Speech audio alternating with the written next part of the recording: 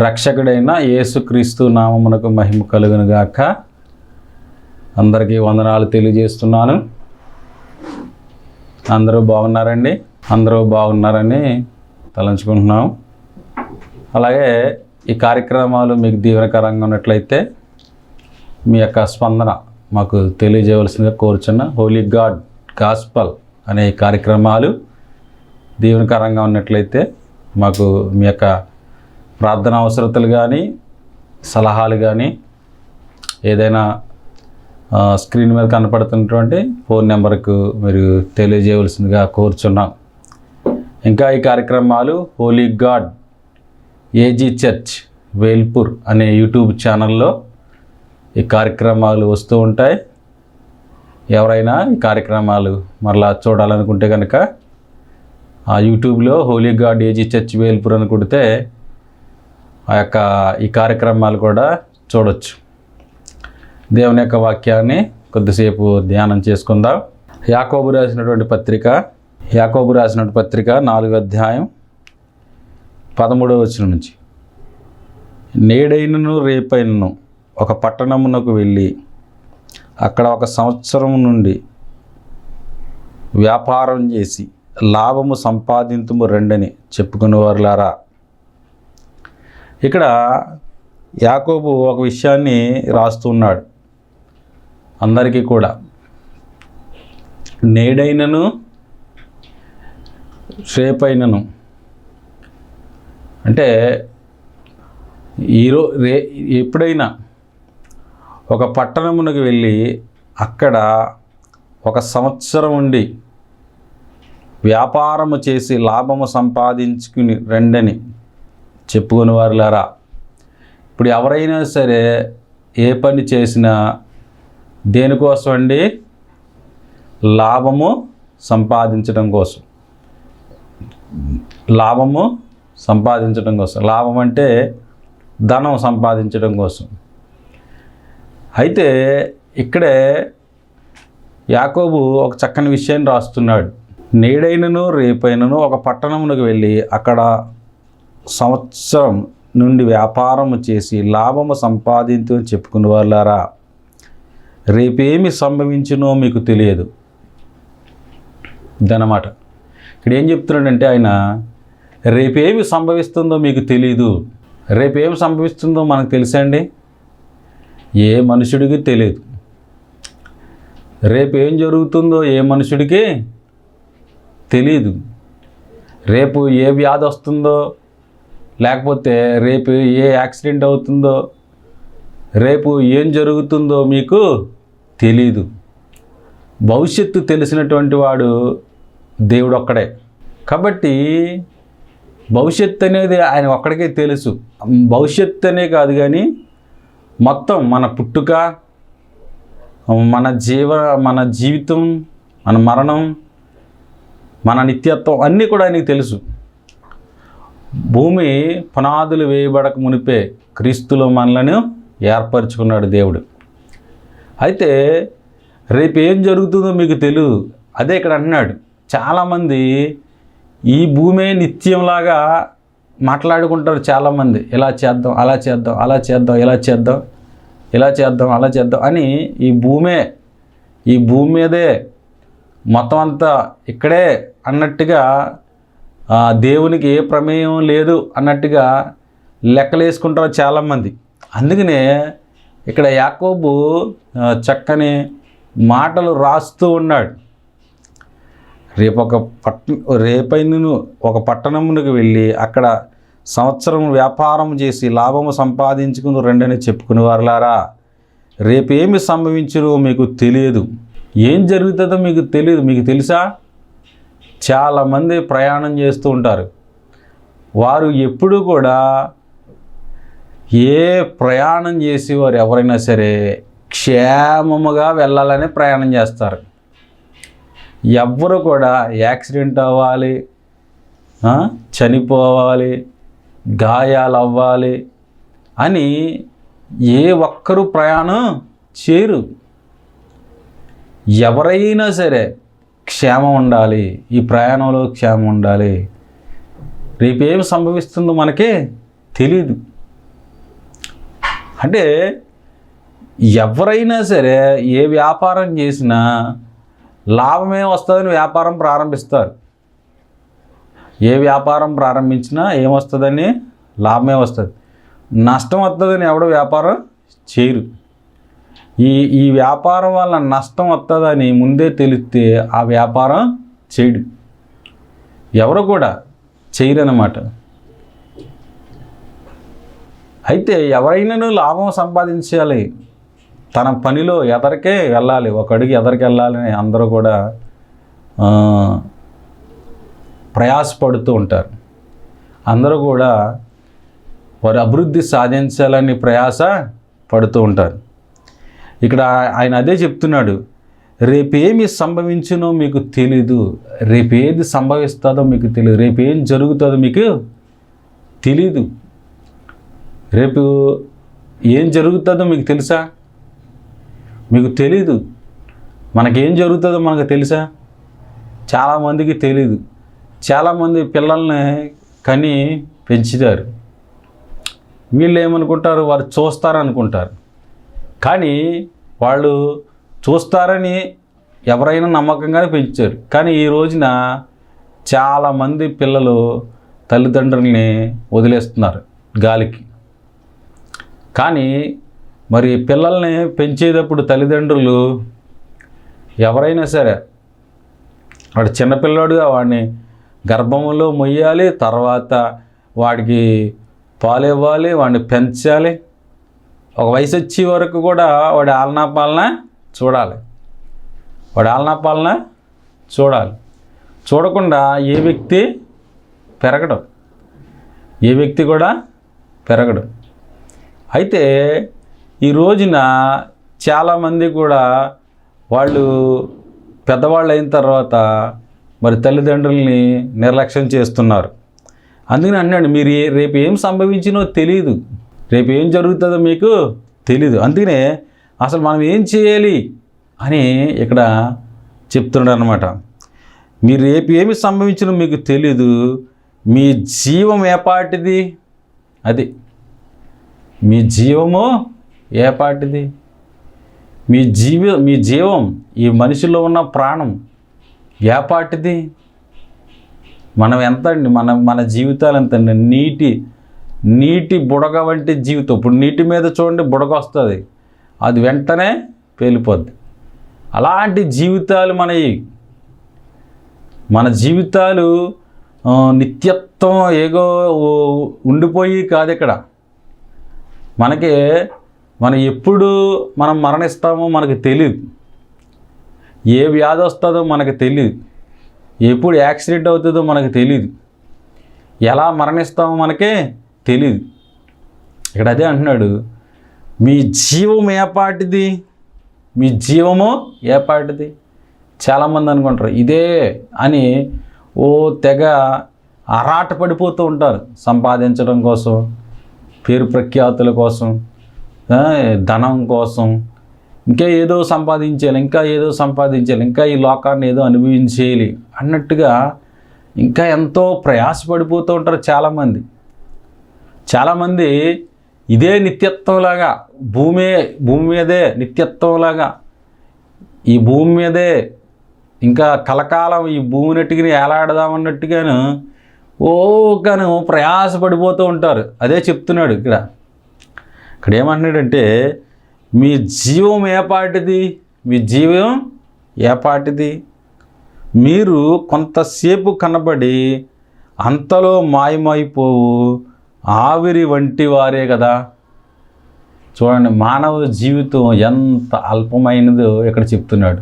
కొంతసేపు కనబడి అంతలోనే మాయమైపోయే ఆవిరి వంటి వారే కదా. దేవుడు ఈ యొక్క యాకోబు ద్వారా రాయిస్తూ ఉన్నాడు. ఏ మాటలంటే, రేపు ఏమి సంభవించినో మీకు తెలియదు, మీ జీవం ఏపాటిది, కొంతసేపు కనబడి అంతలో మాయమైపోయే ఆవిరి వంటి వారే కదా. ఆవిరి వంటి జీవితాలు మనవి ఎలాంటి జీవితాలంటే ఆవిరి వంటి జీవితం. చూడండి, నీళ్ళు ఎలా జిమ్మామనుకో, ఎండ వచ్చేటప్పటికి అది ఎలాగా ఆరిపోద్ది. ఆవిరి వంటి జీవితం అనేది. కాబట్టి ఈ జీవితంలో తెగ ఆరాట పడిపోయే వారంగా ఉండకూడదు. ఒకవేళ ఈ భూమి మీదే మన ఆయుష్కాలము ఎంత అండి? 70 సంవత్సరాలు అన్నాడు మోషే. అధిక బలం ఉన్నాడులా 80 సంవత్సరాలు, అది ఆయాసమే దుఃఖమే అన్నాడు. పూర్వం ఎక్కువ ఆదాము కాలంలో ఎక్కువ కాలం జీవించారు. మెతుషాల అందరికన్నా ఎక్కువ కాలం జీవించాడు. అయితే తర్వాత ఆయుష్కాలం తగ్గుకుంటూ వచ్చేసింది. వాళ్ళు ఏకంగా 900 చిల్లర జీవించేశారు. మెతుషాల 969 ఎంతో జీవించాడు ఆయన. చాలా ఎక్కువ కాలం ఆయన జీవించుకొచ్చాడు. తర్వాత ఆయుష్కాలం తగ్గుకుంటూ వచ్చింది. మోసే కాలం వచ్చేసరికి 120 సంవత్సరాలు. మోసే 120 సంవత్సరాలు బతికాడు. తర్వాత మోసే అంటాడు, నరుల ఆయుష్కాలం 70 సంవత్సరాలు. 70 సంవత్సరాలు బ్రతుకుతాం అనేది గొప్ప. లేదా అధిక బలం ఉన్నాడులా 80 సంవత్సరాలు, అది ఆయాసమే దుఃఖమే. చూడండి, 80 సంవత్సరాలు బతికితే ఆయాసం దుఃఖం. ఈ శరీరంలో అనేక రోగాలు వచ్చేస్తాయి. ఈ శరీరానికి అనేక రోగాలు, బీపీ అని, షుగర్ అని, ఇంకా అనేక థైరాయిడ్ అని, గ్యాస్ట్రిక్ అని, అనేక వ్యాధులు వచ్చేస్తాయి ఈ శరీరానికి. శరీరం బలం అనేది తగ్గిపోతూ ఉంటుంది. చూడండి, ఇప్పుడు కొత్త బండి కొన్నామనుకోండి, కొత్త మోటార్ సైకిల్ కొన్నామనుకోండి, ఎలా ఉంటుంది? చక్కగా ఉంటుంది, అన్నీ కరెక్ట్గా అన్నీ ఉంటాయి. అదే దాన్ని ఒక 15 ఏళ్ళు తిప్పామనుకోండి, దానికి ఉన్నటువంటి మొత్తం అన్నీ అరిగిపోతాయి. ఈ లోపల సగం అరిగిపోతాయి. అయితే మొత్తం అంతా సర్వీసు ఇంకా అయిపోద్ది. అలాగే దేవుడు మానవుడిని సృజించిన తర్వాత మానవుడు ఆయుష్కాలం అనేది తగ్గించుకుంటూ వచ్చి 70 సంవత్సరాల దగ్గరికి వచ్చేటప్పటికి ఇంకా నరుని ఆయుష్ 70 సంవత్సరాలు, అధిక బలం అన్నాడు 80 సంవత్సరాలు, అది ఆయాసమే దుఃఖమే అన్నాడు. కాబట్టి ఈ 70 సంవత్సరాల జీవితంలో మనకు తెలియకుండానే బాల్యకాలం సగం గడిచిపోద్ది. ఒక 10-12 ఏళ్ళు అలాగ మనకు తెలియకుండానే కొంతకాలం గడిచిపోద్ది. తర్వాత అక్కడి నుంచి చదువు, అక్కడి నుంచి బాధ్యతలు. అయితే ఈ కొద్ది కాలం, ఈ అల్పమైన కాలం, ఇందులో మనం స్థిరంగా బ్రతుకుతామన్న నమ్మకం లేదు. మనం ఎంతకాలం బ్రతుకుతామన్న నమ్మకం లేదు. కాబట్టి ఈ యొక్క వాక్యం ఏం సెలవిస్తుందంటే, మీ జీవము ఏపాటిది, కొంతసేపు కనపడు అంతలో మాయమైపోయే ఆవిరి వంటి వారే కదా. ఆవిరి వంటి జీవితాలు. ఎవరికైనా రేపన్న రోజున నేను బ్రతుకుతాను అన్న నమ్మకం ఉందండి? ఎవరికైనా నేను బ్రతుకుతాను, నేను మన ఈ నైట్ పడుకుని రేపు ఉదయకాలం లెగుస్తాను అన్న నమ్మకం ఎవరికీ లేదు. ఎంత ధనవంతుడిగైనా లేదు, ఎంత ఆరోగ్యవంతుడిగైనా లేదు, ఎవరికీ లేదు.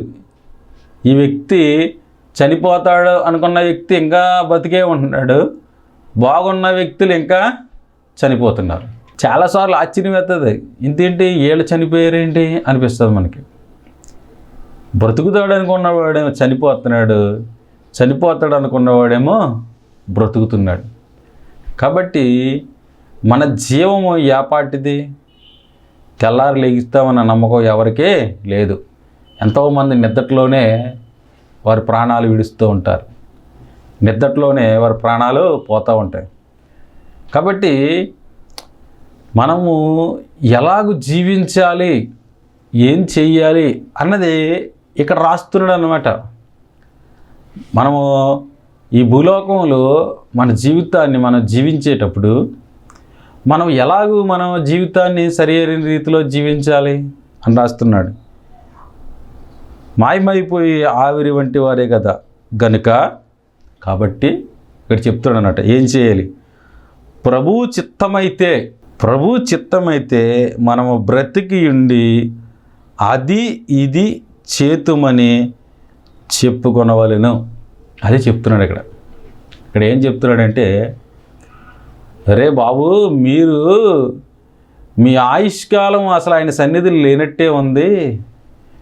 దేవుని సన్నిధిలో మన ఆయుష్కాలము లేనట్టే. అసలు ఎంత ఆయన నిత్యత్వం నుంచి నిత్యత్వంగా ఉన్నవాడు అనివాడు. కాబట్టి మీరు దేవుని చిత్తమైతే, ప్రభు చిత్తమైతే మనము బ్రతికి ఉండి, నువ్వు బ్రతకాలంటే ఎవరి చిత్తం ఉండాలి తెలుసా? ప్రభు చిత్తం. దేవుని చిత్తం ఉంటే నువ్వు బ్రతుకుతావు. ఇక్కడ అదే అంటున్నాడు, దేవుణ్ణి మర్చిపోయి నీ లెక్కలు నువ్వు వేసేసుకుంటే ఏమవుతుంది? ధనవంతుడు అలాగే లెక్కలు వేసుకున్నాడు.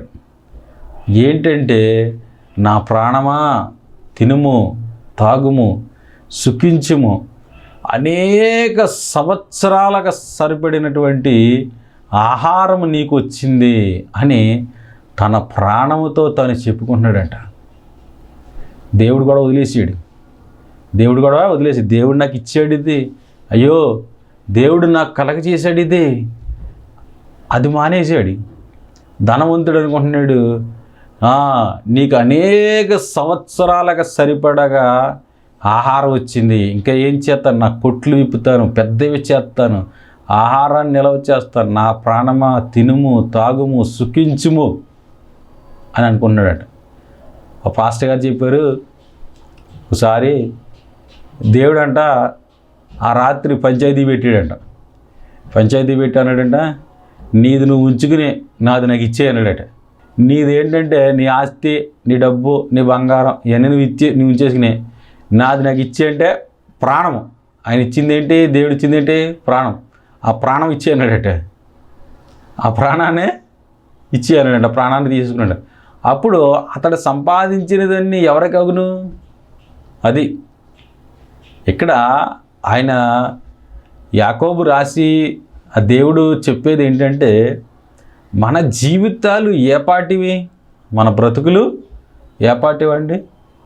ఇక్కడ అదే అంటున్నాడు, మీరు ప్రభువు చిత్తమైతే మనం బ్రతికి ఉండి అది ఇది చేతుమని చెప్పుకొనవలెను.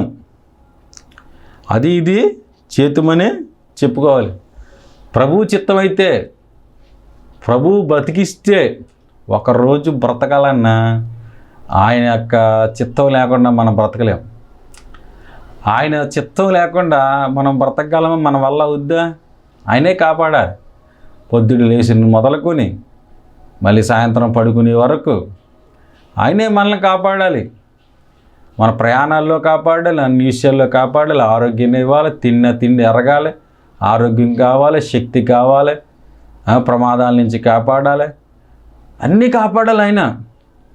ఆయన కాపాడకపోతే మన వల్ల ఏది కాదు, మనం బ్రతకలేము ఈ భూలోకంలో. అందుకనే యెహోవా ఇల్లు కట్టించని ఎడల దాన్ని కట్టివారి ప్రయాసం వ్యర్థమే, యెహోవా పట్టణమును కాపాడని ఎడల దాన్ని కావలి కాయవారు మేల్కొనియుండా వ్యర్థమే. దేవుడే కాపాడాలి. ఈ విశ్వము, ఈ భూమి, ఈ శూన్యంలో భూమి ఎలా తిరుగుతుందంటే దేవుడు దానికి నియమించినటువంటి కొలతల ప్రకారం అది తిరుగుతూ ఉంది. దేవుడు మనలను ఈ ప్రకృతి చూడండి, సునామీలు రాకుండా, భూకంపాలు రాకుండా, ఏమి రాకుండా దేవుడే మనలను కాపాడాలి. వ్యాధులు రాకుండా దేవుడే మనలను కాపాడాలి. కాబట్టి ఇక్కడ అదే అంటున్నాడు, ప్రభు చిత్తమైతే మనము బ్రతికి ఉండి అది ఇది చేతుమని చెప్పుకొనవలను. అంతేగాని నేను చేస్తాను, నేను ఇది, నేను గొప్ప, నేనది అనే డంబము మాటలు, డంబపు జీవితాలు, డంబము బ్రతుకులు ఉండకూడదు. దేవుని వాక్యం సెలవిస్తుంది, ప్రభు చిత్తమైతే మనము అది ఇది చేస్తామని చెప్పుకోవాలి. కాబట్టి ఒకానొక పట్టణానికి వెళ్ళి రేపు లాభము సంపాదించుకుందామని చూసుకుని వారులారా చెప్తున్నాడు అన్నమాట. రేపేమి సంభవించునో మీకు తెలియదు, మీ జీవము ఏపాటిది. మీరు కొంతసేపు కనపడి అంతలో మాయమైపోయి ఆవిరి వంటి వారే కదా. కాబట్టి ప్రభు చిత్తమైతే మనము బ్రతికి ఉండి ఇది అది చేతుమని చెప్పుకొనవలెను. ఈ దేవుని వాక్యం సెలవిస్తుంది, మన జీవితం అనేది చాలా చిన్నది. మన జీవితం అనేది ఈ భూమి మీద చాలా చిన్నది. ఎప్పుడు చనిపోతామో తెలీదు, ఎప్పుడు ప్రభువు రాకడో తెలీదు. మన పోకడెప్పుడో తెలీదు, ప్రభు రాకడెప్పుడో మనకు తెలీదు. కాబట్టి మనము ప్రభు చిత్తమైతే బ్రతికి ఉండి, అందుకే ఎప్పుడు కూడా చాలామంది పెద్దోళ్ళు భక్తి చేసేవాళ్ళు ప్రభు చిత్తమైతే మళ్ళీ వస్తామనండి అనేవారు. పౌలు కూడా తన పత్రికల్లో రాసుకొస్తూ ప్రభు చిత్తమైతే అన్న పదాలు ఎక్కువ వాడుతూ ఉండేవాడు. ప్రభు చిత్తమైతే అని. అలాగా కాబట్టి మనము కూడా మన జీవితంలో ఎవరికైనా ఏదైనా చెప్పాలనుకున్నప్పుడు, లేకపోతే ప్రభు చిత్తమైతే మనం మరలా కలుద్దాం, దేవుని చిత్తమైతే మనం ఈ పని చేద్దాం, దేవుని చిత్తమైతే ఎలా వెళ్దాం, దేవుని చిత్తమైతే ఎలా బ్రతుకుతాం అని చెప్పుకోవాలి. అంతేగాని నేను చేసేస్తాను, నేను అనేది ఒక లాంటి గర్వం లాంటిది. గర్వ హృదయులు యెహోవాకు అసహ్యులు. గర్వం అనేది ఉండకూడదు. గర్వం అనేది ఎక్కడి నుంచి వస్తుందంటే సాతాను నుంచి వస్తుంది. వాడు గర్వం వల్లనే కదా పడిపోయాడు, గర్వం వల్లనే కదా దేవదూత అయినటువంటి వాడు దెయ్యంగా మారిపోయాడు, గర్వం వల్లనే కదా వాడు పిశాచిలాగా మారాడు. అందుకని గర్వం అనేది ఉండకూడదు. ఇక్కడ అదే అంటున్నాడు, మనము ఒక పట్టణానికి వెళ్ళి ఒక వ్యాపారం చేసి లాభం సంపాదించుకునే వారులారా, మీరు మీ జీవం ఏపాటిది, మీ బ్రతికి ఏపాటిది, ప్రభు చిత్తమైతే ఇది అది చేతుకోమని చెప్పుకోవాలి. కృతజ్ఞత కలిగి మనము జీవించాలి అని చెప్తున్నాడు. కాబట్టి ఈ వాక్యాన్ని వింటున్నటువంటి ఎవరైనా సరే, ఈ వాక్యాన్ని చూస్తున్నవారు, వింటున్నవారు, నేనైనా సరే, దేవుని చిత్తమైతే ఇది చేద్దాం, దేవుని చిత్తమైతే అది చేద్దాం. రేపేమి సంభవించునో మనకే తెలియదు. కాబట్టి ఈరోజు ఇలాగ మనం బ్రతికి ఉన్నాం, ఈరోజు ఇలాగ మనము జీవిస్తున్నాం, ఇలాగూ దేవుడు కృప చూపించాడు. రేపేం జరుగుతుందో మనకే తెలియదు. కనుక ప్రభు చిత్తమైతే మనం బ్రతికి ఉండి అది ఇది చేద్దామని చెప్పుకున్నవాళ్ళం. ప్రియ సహోదరులారా, దేవుని చిత్తానికి అప్పగించుకోండి. గర్వం వద్దు. ఈరోజు ఆరోగ్యం ఉందని రేపు ఆరోగ్యం ఉంటుందని నమ్మకం లేదు. ఈరోజు ఎవరితో అవసరం లేదని రేపు అవసరం లేకుండా బ్రతుకుతామని నమ్మకం లేదు. ఎంతో ధనవంతులు పేదవాళ్ళు అయిపోయిన వారు ఉన్నారు, ఎంతో పేదవారు ధనవంతులైన వారు ఉన్నారు, కష్టాల్లో ఉన్నవారు నెమ్మదిలో ఉన్నవారు ఉన్నారు, ఎంతో ఆరోగ్యంగా ఉన్నవారు ఐసీయూలో ఉన్నవారు కూడా ఉన్నారు. కాబట్టి రేపేం జరుగుతుందో మనకు తెలియదు. అధికారం ఉన్నవాళ్ళు అధికారం లేనట్టుగా ఉన్నారు, అధికారం లేనటువంటి అధికారంలోనికి వచ్చారు. ఎవరి జీవితాల్లో అయినా ఇలాగే ఉంటాయి. కాబట్టి రేపేం జరుగుతుందో మనకు తెలియదు. కాబట్టి దేవుని యందు భయభక్తులు కలిగి, దేవుడు చూస్తున్నాడు, ప్రభు చిత్తమైతే ఇది అది చేతుమని మనము చెప్పుకుందాం. దేవునికి భయపడదాం, దేవునికి మనము భయపడతాం. దేవుడు చూస్తున్నాడు, ప్రతి హృదయాన్ని ఆయన చూస్తున్నాడు, ప్రతి ఒక్క మనం మాట్లాడే మాట ఆయన చూస్తున్నాడు. మన హృదయ తలంపులు ఆయనకి తెలుసు. మనకు ఆ ఆలోచన రాకమునిపే ఆయన ఎరిగి ఉన్నాడు. కాబట్టి దేవుని బిడ్డలారా, దేవుడు మనలను చూస్తున్నాడు కనుక దేవునికి భయపడి మనం జీవిద్దాం. ఈ భూలోకంలో ఎన్నో కష్టాలు, ఎన్నో బాధలు, ఎన్నో వ్యాధులు. ఈ భూలోకంలో మనం ఎలాగూ జీవిస్తున్నామంటే దేవుని కృప. ఒక రోజు గడుస్తున్నంతే దేవుని కృప. ఎంతోమందికి ఆరోగ్యాలు లేవు. ఇప్పుడు ఆరోగ్యమే మహాభాగ్యం. భాగ్యం వేరు, మహాభాగ్యం వేరు. ఆరోగ్యం లేకపోతే ఎంత సంపద ఉన్న ఉపకారం ఏముంది? ఆరోగ్యం లేకపోతే ఎంత సంపద ఉన్నా ఉపకారం ఏముంది? ఒళ్ళంతా బంగారం ఉంది, కానీ లోపల నీకు వ్యాధి ఉంది. దానివల్ల నీకేం ప్రయోజనం? ఒంటి మీద బంగారం లేకపోయినా దేవుడు నీకు ఆరోగ్యం ఇస్తే అది ఎంత గొప్పది. ఆరోగ్యం అనేది ఎంతో గొప్పది. దేవుడు ఆరోగ్యాన్ని ఇస్తాడు, దేవుడు ఆయుష్ని ఇస్తాడు, దేవుడు తగిన శక్తిని ఇస్తాడు. ఆకాశ పక్షులను చూడండి, అవి విత్తవో కోయవో కోటలో కూర్చుకున్నాడు, వాటిని మీ పరలోకపు తండ్రి పోషిస్తున్నాడు. ఆయన రాజ్యమును ఆయన నీతిని వెతకండి, ఈ లోక సంబంధమైన అన్నీ కూడా మీకు అనుగ్రహింపబడతాయి అని మత్తయి సువార్త 6వ అధ్యాయంలో ఆయన చెప్పాడు. కాబట్టి మనము ఈ లోక సంబంధమైనటువంటి వాటి వైపు మనము ఎంతో ఆతృత కలిగి జీవించని అవసరం లేదు. దేవుడు సహాయము చేస్తాడు, ఆయన మనల్ని పోషిస్తాడు, మనకు సహాయం చేస్తాడు, మనకి మేలు చేస్తాడు. కాబట్టి మనము గర్వము లేకుండా ప్రభు చిత్తమైతే బ్రతికి అది ఇది చేతుమని చెప్పుకొనవలెను. దేవుని యొక్క వాక్యం సెలవిస్తుంది, ప్రభు చిత్తమైతే మీరు బ్రతికి ఉండి అది ఇది చేతుమని చెప్పుకోండి అని దేవుడే చెప్తున్నాడు మనకి. కాబట్టి గర్వం లేని జీవితాలు జీవిద్దాం, దేవుడికి మహిమకరంగా మనం జీవిద్దాం.